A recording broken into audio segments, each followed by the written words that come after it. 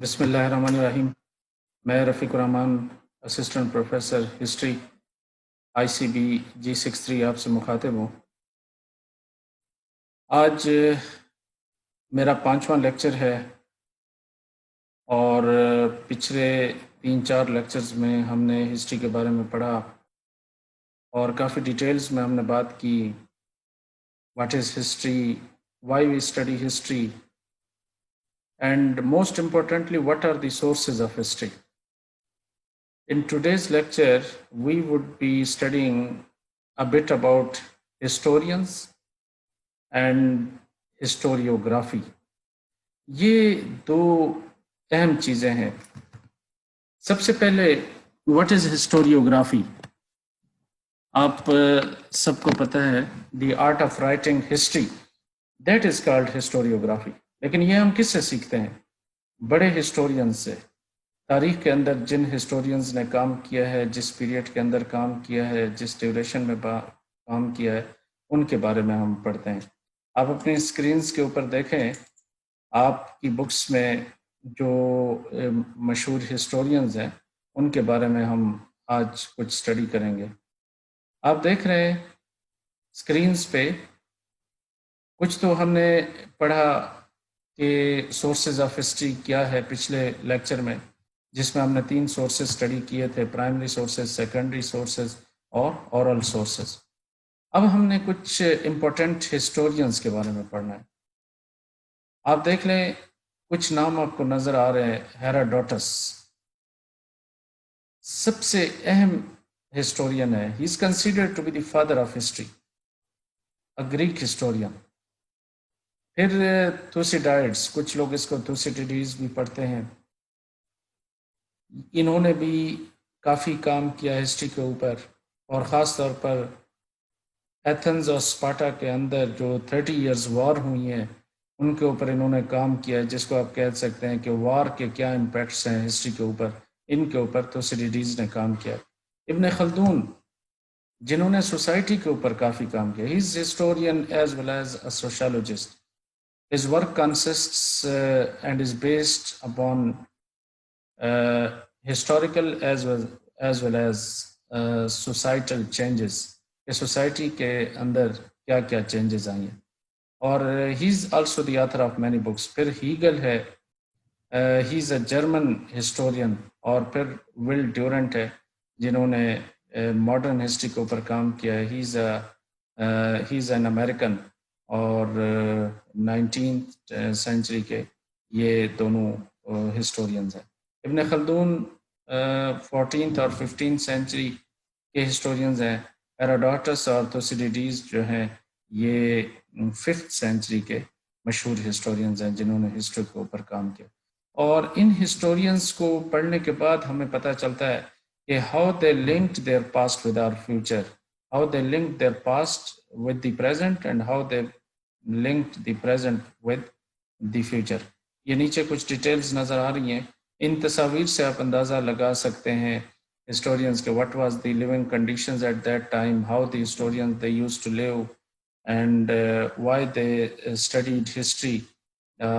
یہاں ہم تھوڑا بہت ہیروڈوٹس کے بارے میں پڑھ لیتے ہیں. He is a 5th century Greek historian. And میں نے آپ کو پہلے بھی کہا is known as the father of history, and he was the first historian who collected material systematically, test their accuracy. جس میں نے آپ کو کہا کہ ہسٹورین صرف کسی چیز کو ڈسکس نہیں کرتا بلکہ چیزوں کا ایکوریٹ ہونا بھی ضروری ہے ہسٹورین کے لیے، اور پھر ان کو ایک صحیح طریقے سے لکھنے کے لیے the art of writing history is as much important as the art of reading history. میں نے آپ کو کہا کہ ہسٹورین کے اوپر 3 بیسک ذمہ داریاں ہیں. ایک ذمہ داری یہ ہے کہ how he reads history, how he writes history and how he makes history. پھر ابن خلدون آپ کو نظر آ رہا ہے 14th اور 15th سینچری کا historian. He was a leading Arab, he was a Muslim historiographer. He is widely considered as the forerunner of the modern disciplines of historiography, sociology, economics and demography. یہ ان کی profile ہے اور آپ کو نظر آ رہا ہوگا، اس سے آپ اندازہ لگا سکتے ہیں کہ توسیڈیڈیز اور ہیروڈوٹس کس طرح کے ہسٹورینز تھے. میں نے آپ کو پہلے بھی بتایا کہ history is not only that we study the past. History is how we study the past, how uh, it is valuable, and the information is reliable. اور اس کا اندازہ ہم فیکٹس کے اوپر لگائے جاتے ہیں جو انفارمیشن ہمارے پاس ہے. جیسے میں نے آپ کو کہا کہ 13-14 سینچری کے بارے میں اگر کوئی انفارمیشن آپ کو چاہیے تو آپ کو ابن خلدون کی جو لکھی ہوئی کتابیں ہیں، مقدمہ ہے یا باقی کتابیں ہیں، تو they are considered to be the primary source. In the same way if you study the 5th century history, ultimately the Herodotus and Thucydides, they would provide valuable information on the 5th century. And then on the 19th century, جیسے میں نے آپ کو کہا Hegel جس نے concept دیا تھا آئیڈیا کا، and later on this was challenge by Karl Marx, اور کارل مارکس نے پھر میٹیریلزم میٹر کے اوپر اسٹڈی کی. اور اسی طرح جو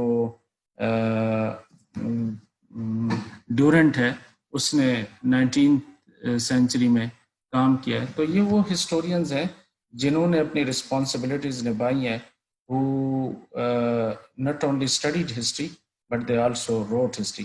There are very rare people who fulfilled the thrice of their duties. I mean, who wrote history, who studied history, and who made history.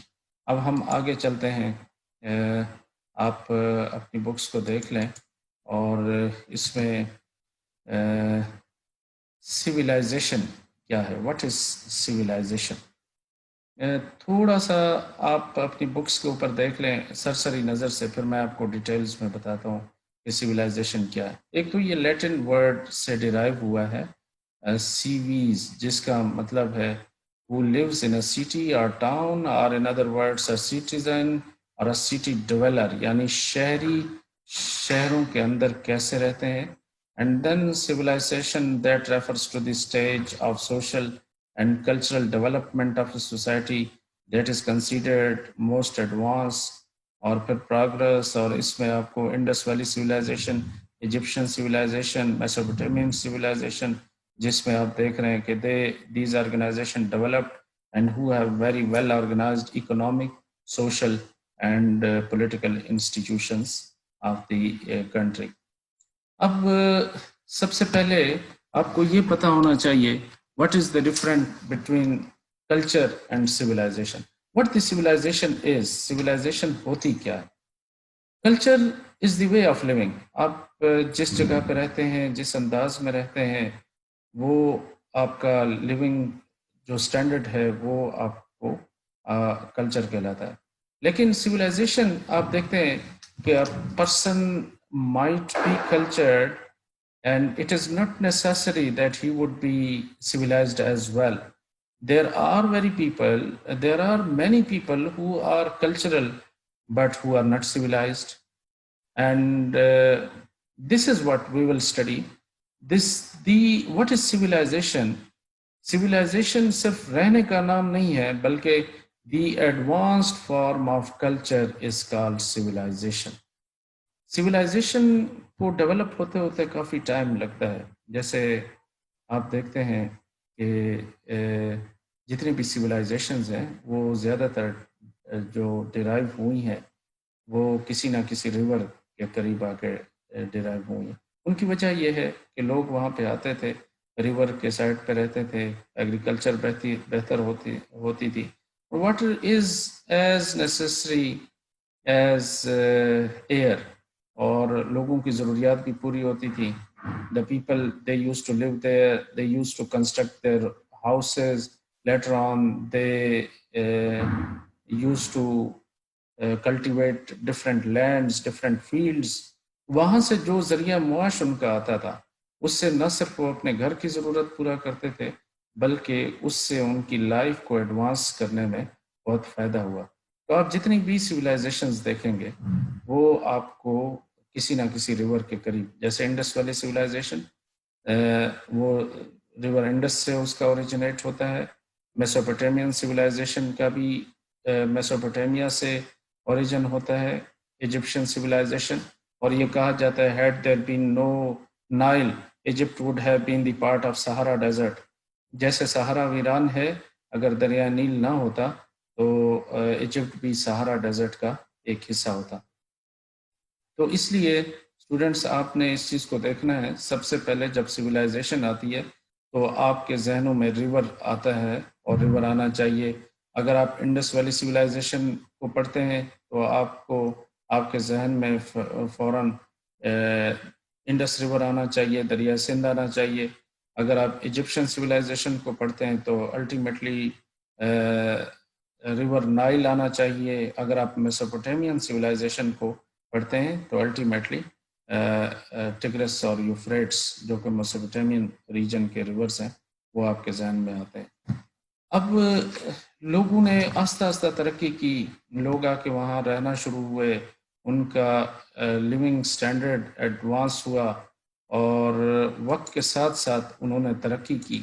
اور جس سے آپ دیکھ رہے ہیں کہ سویلائزیشن وہاں کے لوگ آ کے جو اس علاقے کو آباد کرتے ہیں, جس کو ہم نے سٹی ڈیولر کا نام دیا, اس کو سویلائزیشن کہا جاتا ہے.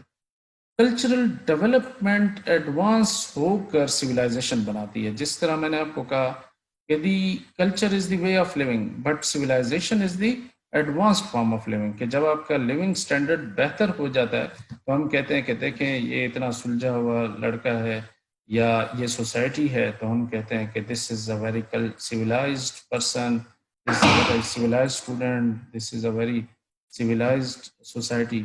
So in advanced civilizations such as Mesopotamian, Indus Valley and Egyptian civilization, people learned to develop well-organized economic, social and political institutions. تو جیسا جیسا لوگوں کا اکنامک سسٹم بہتر ہوا, میں نے آپ کو کہا کسی بھی سوسائٹی کا اوریجن جب ہوتا ہے تو the economy is considered to be the backbone of any of the civilization. جب اکانومی بہتر ہوتی ہے تو سوشل اور پولیٹیکل انسٹیٹیوشن گروم کرتے ہیں اور وہ اسٹیبلش ہوتے ہیں. تو آپ نے دیکھا سویلائزیشن میں جب ان کا ایگریکلچر سسٹم ایڈوانس ہوا, جب ان کے ہاں اکنامک کسی بھی, میں نے پچھلے لیکچر میں بھی بتایا تھا کہ اکنامکل سسٹم کو جنریٹ کرنے کے دو طریقے ہیں, یا وہ ایگریکلچر ہے یا وہ انڈسٹری ہے. تو یہاں پر آپ نے دیکھا ہے کہ civilizations میں کیونکہ much of the people that depended upon agriculture, therefore when they improved their economy, automatically ان کا سوشل اور پولیٹیکل انسٹیٹیوشن یا گورننس ان کی بہتر ہوئی ہے. آگے آپ دیکھ لیں کہ ارلی سویلائزیشنز کون کون سی ہیں. اب ہم آگے جا کے ڈیٹیلز میں سویلائزیشن کو اسٹڈی کریں گے, لیکن اس سے پہلے کسی بھی سویلائزیشن کے جو بیسک فیچرز تھے وہ یہ تھے. میں نے آپ کو کہا کہ جو بھی سویلائزیشن, آپ ٹیکسلا میں چلے جائیں گے آپ کو اسی طرح کے آرکیالوجیکل جو ریمینز ہیں بدھسٹ سویلائزیشن کے آپ کو ملیں گے. آپ موہنجو داڑو دیکھ لیں, آپ there was a civilization, the Indus River civilization that was some 5000 years ago. تو جب ہسٹورینز نے ان کے ریمینز نکالے, ان کے جو سب سوائل ریمینز تھے ڈگنگ کی, اور وہاں سے جو ریمینز نکلے, اور ان سے یہ اندازہ لگا کہ موہنجو داڑو میں ایک پورا شہر آباد تھا. یہ تصویر آپ کو نظر آ رہی ہے موہنجو داڑو کی, اور آپ دیکھ رہے ہیں کہ پنجاب اور سندھ ایک دوسرے سے کتنا دور ہے. Mohenjo Daro that is located in Sindh, while Harappa that is located in Sahiwal district اور پنجاب کے, اور دونوں آج کل کے دور میں وہ اتنے دور دور ہیں. one lies in upper Punjab and the other one lies in Sindh, and there is a long distance even in the modern life. اس وقت کے دور میں 5000 years ago آپ دیکھ لیں لوگوں کی موومنٹ کتنی لمیٹڈ تھی, لیکن اس کے باوجود جب دونوں شہروں کو ہسٹورینز نے اسٹڈی کیا تو ان کی ریمینز میں کافی سملیرٹیز تھی، اور اس سے یہ اندازہ لگایا گیا کہ یہ سویلائزیشنز موہنجو داڑو میں بھی اور ہڑپا میں بھی، یہ دونوں انڈس ویلی سویلائزیشن کے شہر تھے، لیکن دونوں ایک ہی وقت میں آباد تھے، اور ان کے ریمینز سے یہ اندازہ لگایا گیا کہ these cities were very linked and there was a similar civilization, and this civilization was known as the Indus Valley civilization. یہ آپ کو نظر آ رہا ہے. This was one of the most advanced city of Indus Valley civilization, which was at its peak some 5,000 years ago, and it was one of the largest settlements of the ancient Indus Valley civilization. So Mohenjo-daro that demonstrated the most sophisticated architecture and the town planning of its time. It was also well connected with other civilizations through the trade links. I told you that the city of Mohenjo-daro and the remains proved that the city which existed here at Mohenjo-daro was quite similar. The living standard, the living conditions of the people, the cultural and economic and agriculture system was quite compared with the remains of the city of Harappa that was located in Sahiwal of the Punjab district. تو اس سے آپ کو خود اندازہ ہوتا ہے کہ ہم فیچر سے ہی کسی سویلائزیشن کو کمپیئر کر سکتے ہیں. جیسے there were similarities in agriculture, there were similarities in town planning, there were similarities in well-organized government.